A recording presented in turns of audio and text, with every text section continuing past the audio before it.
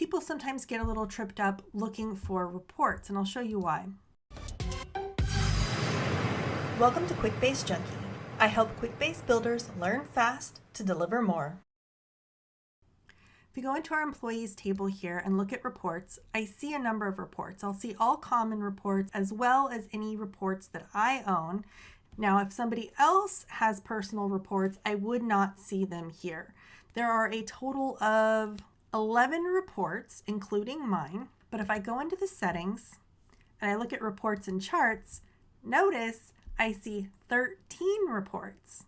I see all of the ones that were previously listed, as well as several different embedded reports and reports that were hidden. All of these with a little notice here were hidden. So there's 3 hidden reports, 13 total, that leaves 10. The one additional report that was my report doesn't show on this report list. So where do we go when we want to see all of the reports are being used? Well, we go into our app settings, app management, and then if we scroll down, we can see manage reports.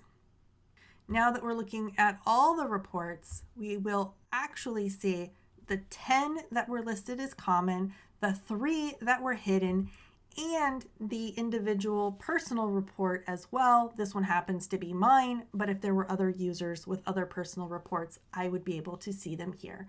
I can also take action if I needed to remove those. Perhaps you've got terminated employees and you want to do some cleanup, you could remove all of their reports. Just an extra little tip when looking at usage. If you liked this video, there's a whole lot more going on over at quickbasejunkie.com/training. And when you're ready, I'll see you in the first lesson. If you found this video helpful, let me know. Hit the like button and subscribe to the channel. Bye for now.